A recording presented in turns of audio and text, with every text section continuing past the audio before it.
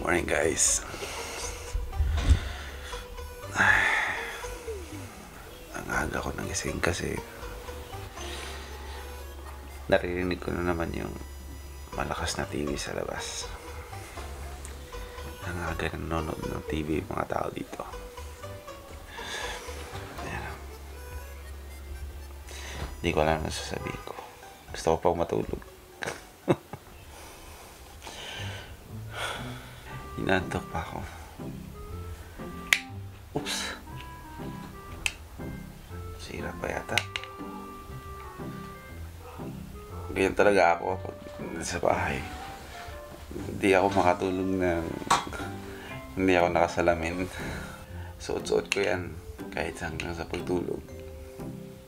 Kasi pag umaga, pag hindi ko siya suot, paggising ko sa umaga, nawiwindang ako kasi iba yung pananaw ko. Hindi naman mataas yung grado ng salamin ko pero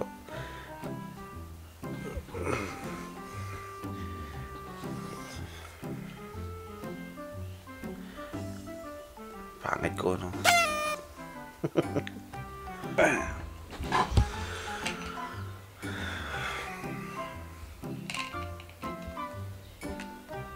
Ang silaw-silaw ng kapaligiran. Hindi naman sobrang labo yung mata ko, pero yung astigmatism ko, grabe. Ang silaw-silaw pag hindi ko siya suot. Ano ba meron ngayong Sunday? Lunchtime,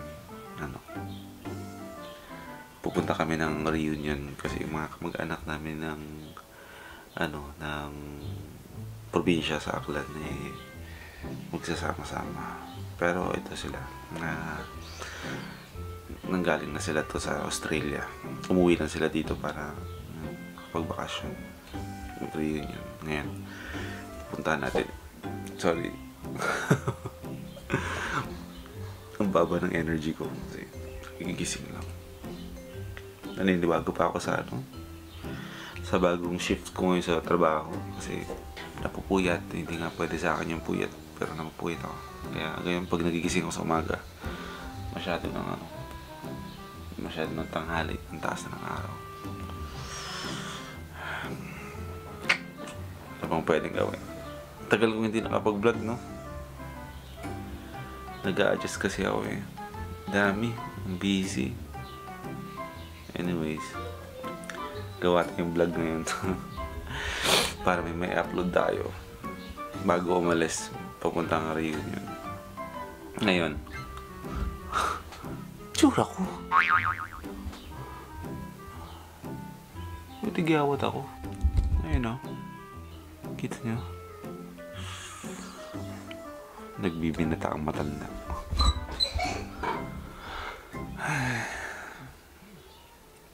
Tiya, labas tayo. Ha? Labas tayo. Ituturo ko na lang kayo dito sa bahay. Kala mo, laki ng bahay. Patay na natin yung aircon.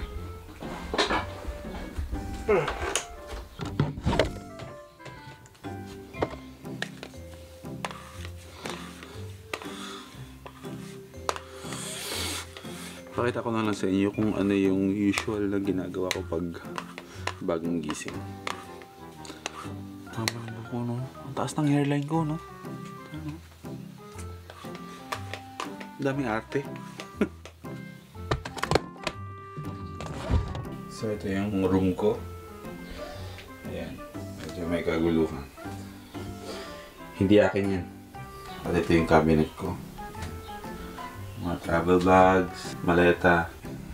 Ito yung bag ko pang biyahe, pag bumabiyahe ako. Cabinet ko.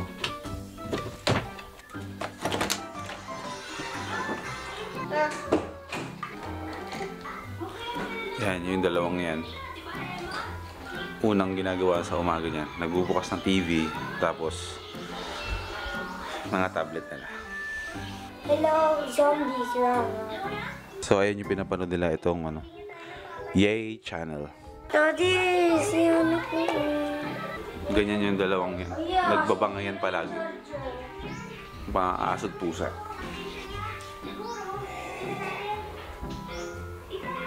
Ay. Ang aga-aga. Anong oras pa lang ba? Alas 8. Alas 8 gising na ako. Oo. Mga 10:30 ka nun. So, magkakape muna tayo. Dapat yung gising ko mga ano pa eh. Mga 10:30 pa. Kape muna tayo.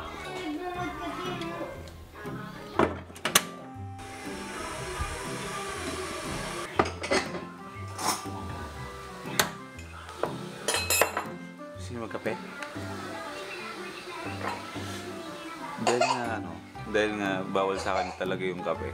Yung nilalagay kong kape sa mug. Ito lang, ganito lang kadami.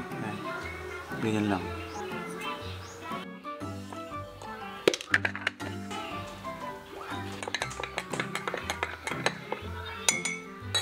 Konting kape lang yan, tsaka konting asukal at maraming gatas.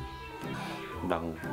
Para hindi tayo masyadong mag-suffer sa acid reflux. Narinig yun na ba yung salitang acid reflux? Hindi pa. Ito yung ano, ito yung meron ako na hindi na mawawala daw to yan sa pagtanda. Pag ano, yung parang ang taas ng ano, hyperacidity ang tawag. So in other term, hyperacidity, pero acid reflux. Ito yung, teka lang ha, magkakape lang ako. Para mabuhay na yung diwa ko. Ito yung meron ako, kaya umiiwas na ako sa pag-inom talaga ng mga matatapang na ano, kape. Yung pag-inom ng mga beer, ang alak. Kaya naglaylo na ako sa mga ganun. Hindi na ako uminom. Minsan nakakainom ako, pero hindi na usual dati na parang wal. Hindi na. Marunong ko na maggulaw. Ha? Ayaw sumagot. Pare-pareho kami dito. Pag bagong gising lahat masusungit. Actually kasi ako yung tao na hindi ako mapakali pag wala akong ginagawa. Dapat meron akong binubuting-ting. Oo. Pinagkakabalahan. Kasi masyadong ano. Ewan ko. Hindi, ayoko nung natatenga ako. Ayoko naman lagi ako napapagod. Ayoko naman lagi ako nasistress. Pero hindi ako sanay ng ano. Wala lang ng ginagawa. So, dito tayo nga sa labas ng bahay. Ayan. Tumititig tayo sa isang malaking bahay. Maliit lang bahay namin. Yun yung bahay na walang tao. Gaano. Parang mga yaya lang yata yung dyan. Tapos yung amo nila parang pasukin kaya natin. Baka may mga kayamanan niya dyan, mga ginto, mga ganun. Pasukin natin.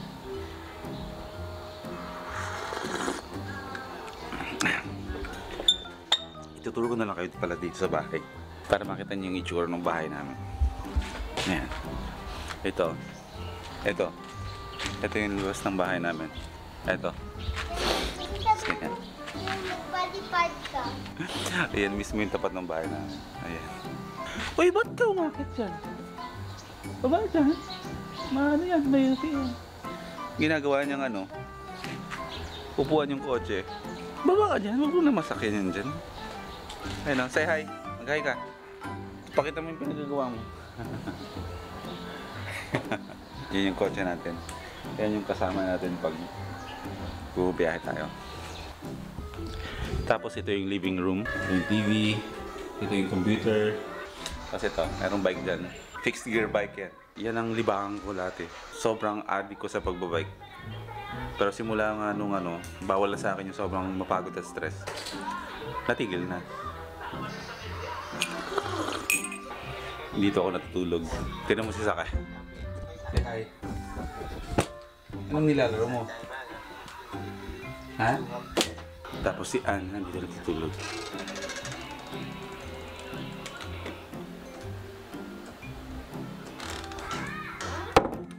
Diyan natutulog yung madam natin. Tapos, ito, kakabili lang. Meron na siyang papeles. Ngayon, siya yung makakasama ko pag bumabiyahe na. Para mag-vlog. Yan. Hindi tayo magdadala ng kotse. Magdadala na tayo ng scooter para mas maganda yung adventure. PS3. Yan, mga nilalaro ko. Maliit lang yung bahay eh. Ito yung mga ano namin, mga product namin. Kami ang gumagawa nito. Yung Sakanas Gourmet. Lahat to ay ano, puro organic. Walang preservatives yan. So, ito, pusit. Yan, masarap ulamin yung mga bangus. So, healthy kainin yung mga yan. Ref. Tingnan natin kung anong laman ng ref. Yan. Ang ref na puro tubig ang laman. Colonel Cinco. Pero ako lang nakikinig dyan. Si Ann, inis na inis sa akin pag binubuksan ko yan. Kasi daw, ewan ko sa kanya. Pero ako, pag nakikinig kasi ako ng radyo, yung mga AM, ganyan ng mga balita, parang ang lakas kasi maka-flashback ng buhay namin dati sa probinsya. Namimiss ko yung lola ko. Kasi pag gumigising ako, yan lagi narinig ko parang gusto ko lang maalala na ganun yung kinalakihan ko na pagising ko, may narinig akong tunog na radyo. Ganyan. Yan. Dito yung banyo. Pero wag natin pasukin yan. Dito nagluluto. Pag meron akong episode ng Walk with Boy First Time, dito ako nagluluto. Yan. Medyo magulo, pasensya na. Yan, groceries. Dito yung stock room. Yan. Yung stock room. Kung napapansin nyo, napakadaming bike dito. Hilig kasi talaga namin magkakapatid dito at ng mga bata na magbike. Nabawasan na nga yung bike na yan eh. May mga binenta na bike. Pero marami talaga dati yan. Yung ibang bike pa ng mga kapatid ko is nasa kabilang bahay. Sa kabilang street lang. Meron pang ilang bike doon? 3. So parang ang bike na meron dito 1, 2, 3, 4, 5, 6, 7 na bikes. Tapos ito ulit yung laspag na washing machine. Kasi ito yung pinakamasipag na washing machine sa lahat. Tapos ito yung labas. Tapos ito yung mga anong klaseng vlog ba? Mga herbal na tanim ng nanay ko. Ito. Kasi yung mga bata pag mga inuubo-ubo eh dito pumipitas yung nanay ko ng mga gamot. Kasi fan siya ng herbal ng gamot eh. Ayaw niya ng mga antibiotics. Kaya gusto niya lagi natural yung pagtanggal ng sipon, ubo, ganyan. At ngayon didiligan na siya ni Han. Okay. Quick tour lang sa maliit na bahay namin. Mamaya-maya, saan na yung kape ko?